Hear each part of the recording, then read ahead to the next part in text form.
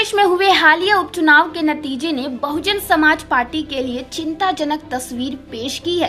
मायावती द्वारा स्थापित यह पार्टी, जो कभी प्रदेश की सियासत में सबसे मजबूत दलित वोट बैंक की ध्वजवाहक हुआ करती थी, अब वह धीरे धीरे अपनी राजनीतिक जमीन खोती हुई नजर आ रही है। जी हाँ, 9 उपचुनावों में बीएसपी ने सभी सीटों पर उम्मीदवार उतारे थे, लेकिन नतीजे बेहद निराशाजनक रहे।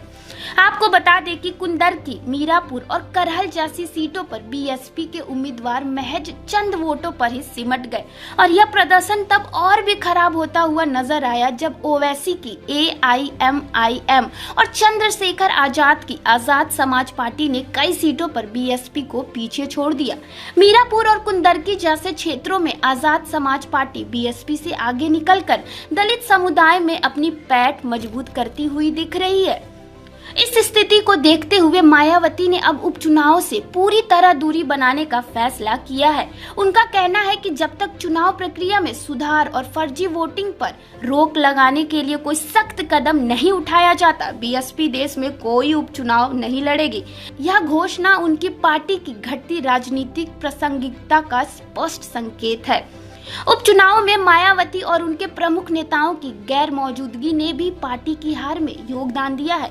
आपको बता दें कि न तो मायावती प्रचार के लिए मैदान में उतरती हैं, न ही सोशल मीडिया से आगे बढ़कर कोई प्रभावी रणनीति बनाती हैं। वहीं नेशनल कोऑर्डिनेटर आकाश आनंद की भी कोई सक्रिय भूमिका देखने को नहीं मिलती। इस दौरान बीएसपी का प्रदर्शन हर सीट पर नाम मात्र का रहा है, जिससे पार्टी के कोर वोटरों में भी निराशा फैली है। राजनीतिक पंडितों का मानना है कि चंद्रशेखर आजाद अब दलित समाज में एक नेता के रूप में उभर रहे हैं और उनकी पार्टी में जिन क्षेत्रों में बीएसपी ने बेहतर प्रदर्शन किया, वह संकेत है कि दलित समुदाय अब विकल्प तलाश रहा है। पश्चिम उत्तर प्रदेश, जो कभी बीएसपी का गढ़ माना जाता था, अब पार्टी की पकड़ से कमजोर हो चुकी है। हालांकि पूर्वी उत्तर प्रदेश में बीएसपी को कुछ उम्मीदें जरूर बची हैं। फूलपुर, कटहरी और मजहा जैसी सीटों पर पार्टी उम्मीदवार को अपेक्षाकृत बेहतर वोट मिलते हैं, जो एकमात्र संतोषजनक पहलू कहा जा सकता है।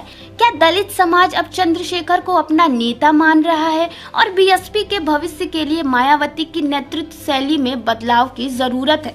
यह सवाल अब राजनीतिक चर्चा का केंद्र बन गया है। इस पर क्या है आपकी राय? कमेंट सेक्शन में हमें जरूर बताएं।